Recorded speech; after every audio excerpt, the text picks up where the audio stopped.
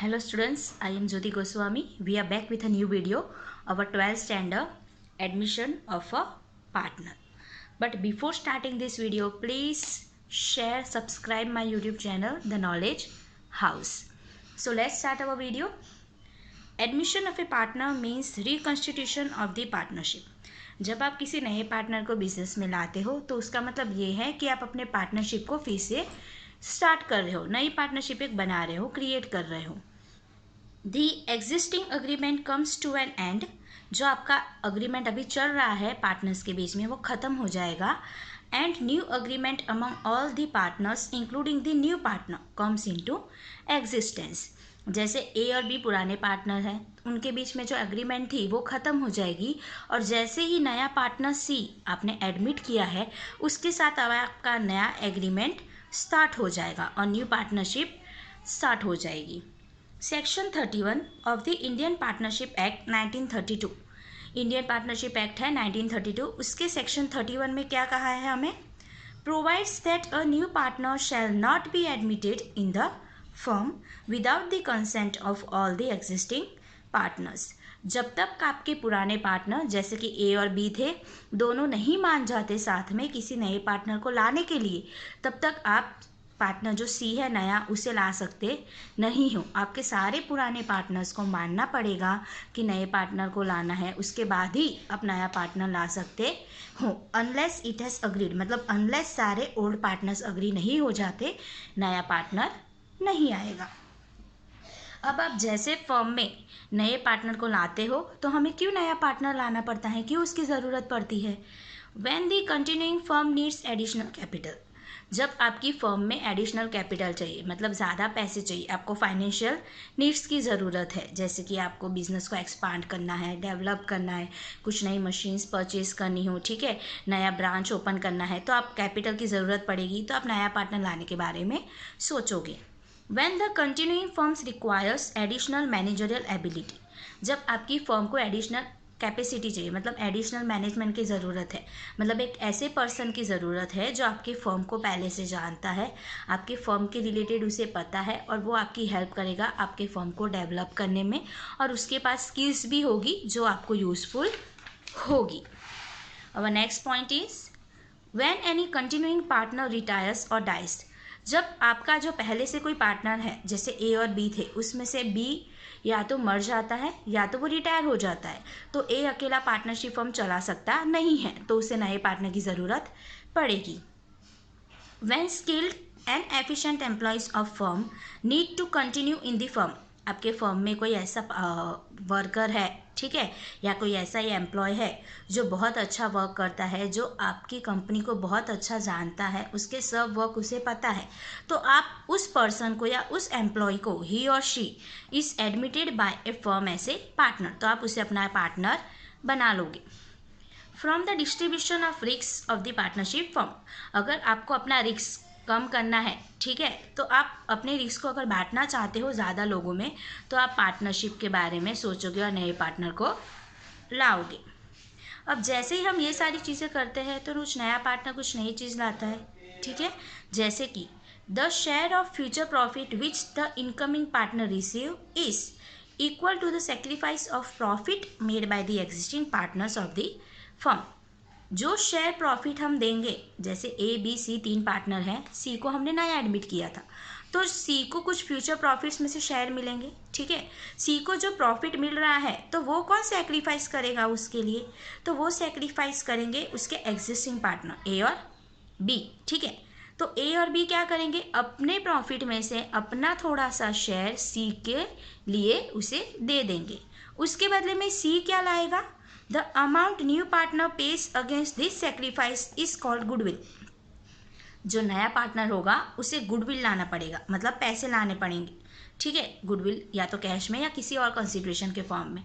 अगर वो गुडविल लाएगा तो ये पार्टनर के जो नया गुडविल आ रहा है वो जो ओल्ड पार्टनर्स हैं वो आपस में बांट लेंगे, या तो आप उसे प्रीमियम ऑफ गुडविल भी कह सकते हो उस अमाउंट को, ठीक है.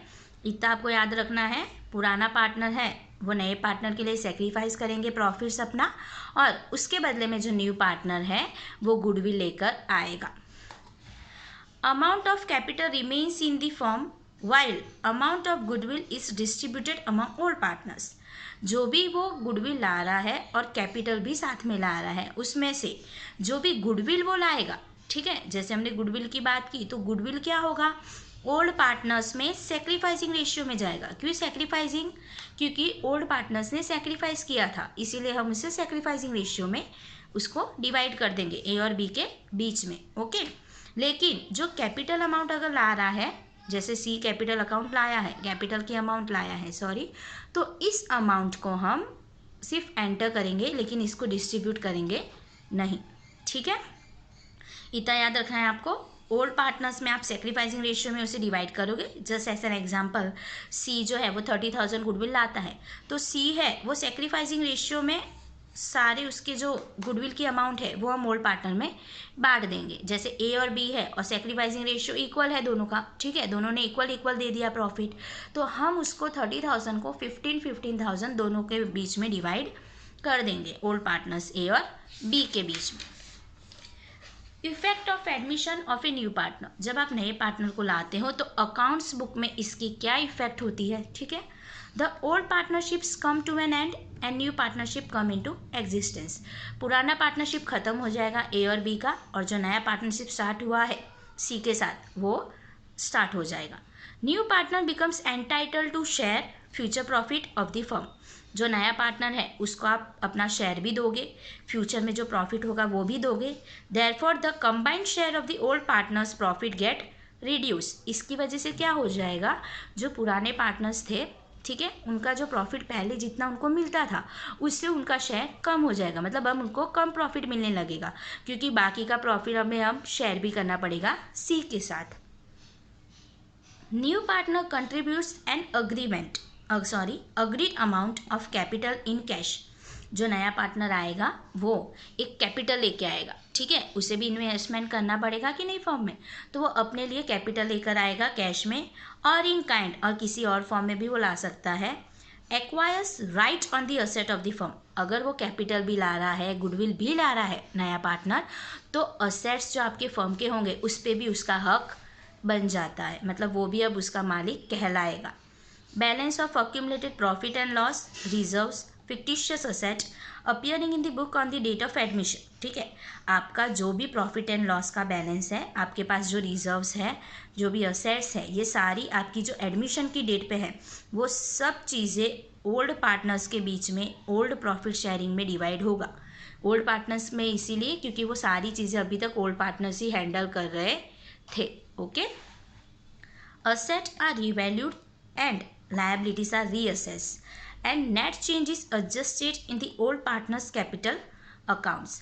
आप इसमें क्या करोगे, एक रिवैल्यूएशन अकाउंट बनता है, ठीक है, सारे असेट्स और लायबिलिटीज़ को रिवैल्यू की जाती है, असेट्स की वैल्यू फाइंड आउट की जाती है, लायबिलिटीज़ को पेमेंट किया जाता है, और जो भी चेंज होता है, जो भी आपका बचता है, ठीक है, उसमें जो भी एडजस्टमेंट होती है उसे पार्टनर्स के कैपिटल अकाउंट में डाल दिया जाता है। इसमें हम सम देखेंगे तब आप इसे डिटेल में समझ पाओगे। The goodwill of the firm is revalued. जो आपकी गुडविल होगी फर्म की, जैसे पहले जो गुडविल थी अब उससे ज़्यादा हो जाएगी। And new partner contribute his share of goodwill in A cash और काइंड। और जो नया पार्टनर है वो भी गुडविल लेके आ रहा है, या तो कैश में या किसी और फॉर्म में, तो उसकी अकाउंटिंग एंट्री आपको इसमें रखनी पड़ेगी या बुक में एंटर करना पड़ेगा। Accounting effect is also given for maintaining agreed capital in the new firm. Capital एक पर्टिकुलर रेशियो में आपको मेंटेन करके रखना होता है, ठीक है, उसकी अकाउंटिंग एंट्री भी आप इसमें करोगे। अमॉन्ग द ओल्ड पार्टनर्स, ये किसके बीच में होगा, ओल्ड पार्टनर्स के बीच में होगा। If decided in the new partnership agreement. पर ये कब करना है, अगर आपने अग्रीमेंट में सोचा है या अग्रीमेंट में आपने पहले ही डिसाइड कर लिया है, ओके, कि आपको एक कैपिटल मेंटेन करके रखना है फर्म के लिए, तो उस कैपिटल को आप ओल्ड पार्टनर्स में क्या करोगे, जो आपने डिसाइड किया है उस हिसाब से आप ओल्ड पार्टनर्स के बीच में इसको बांट दोगे। ओके, अब हमारा नेक्स्ट टॉपिक है एडजस्टमेंट। एडजस्टमेंट में हमारे पास है, जब आपका एडजस्टमेंट्स आएंगे सम्स में, ठीक है, तब आप उसमें क्या करोगे। एडजस्टमेंट में पहला है calculation of a new profit and loss sharing ratio and old partner sacrificing ratio. आप इसमें क्या करोगे, कैलकुलेशन करोगे profit and loss sharing ratio के पार्टनर्स की, और उसके सेक्रीफाइसिंग रेशियो को भी हम कैलकुलेट करेंगे। Okay. Accounting effect relative to goodwill, आपको इसमें अकाउंटिंग इफेक्ट देनी होगी गुडविल की, जो भी इसकी गुडविल की इफेक्ट होगी, मतलब जिस अकाउंट में या जिस बुक में आपको इसको एंटर करना है वो होगा। ठीक है, इसका हम सम एक आगे देखेंगे जिसमें स्टेप वाइज हम इसको फॉलो करेंगे। नेक्स्ट है accounting effect in profit loss arising from revaluation of asset and reassessment of liability. आपने जो असेट की वैल्यू फाइंड की है, जो लायबिलिटीज़ को रीअसेस किया है, इसके बाद आपका जो भी प्रॉफिट एंड लॉस आ रहा है, जो भी इंक्रीज डिक्रीज हो रहा है वैल्यू या अमाउंट में, आप उसकी अकाउंटिंग इफेक्ट बुक में दोगे। Accounting effect of accumulated profit losses and reserves. So profit होंगे, लॉस होंगे, रिजर्व्स होंगे, डिस्ट्रीब्यूट करना पार्टनर्स के बीच में, अब सबकी अकाउंटिंग एंट्री आपको देनी पड़ेगी। Adjustment of change in capital, अब कैपिटल में भी चेंज होगा। ओके, जो भी आपका पार्टनर है नया, वो नया पार्टनर प्रॉफिट भी लेके आ रहा है, वो नया पार्टनर कैपिटल लेके आ रहा है, तो क्या होगा, उस कैपिटल के अमाउंट को, जो कैपिटल वो ला रहा है, उस अमाउंट को हमें डिस्ट्रीब्यूट करना पड़ेगा आपके नए पार्टनर्स के बीच में और पुराने पार्टनर्स के बीच में भी। Change in profit sharing ratio. ठीक है, प्रॉफिट शेयरिंग रेशियो में चेंज कब आता है, पहला कब आता है, जब आप नया profit and loss sharing ratio ढूंढोगे तो पुराना आपका चेंज हो जाएगा। दूसरा है कैलकुलेशन ऑफ सेक्रीफाइसिंग रेशियो, जब आप सेक्रीफाइसिंग रेशियो कैलकुलेट करते हो तो आपका प्रॉफिट शेयरिंग रेशियो जो पुराना है वो चेंज हो जाता है। Okay, thank you for watching this video friends. Next video में हम शॉर्ट सम्स देखेंगे। ओके, जिसमें एडमिशन ऑफ ए पार्टनर में कैसे आपको सेक्रीफाइसिंग शेयर फाइंड करना है पार्टनर का, और कैसे new profit and loss sharing ratio find करना है, नेक्स्ट वीडियो में हम देखेंगे। प्लीज़ सब्सक्राइब करना ना भूलें हमारे यूट्यूब चैनल को, द नॉलेज हाउस।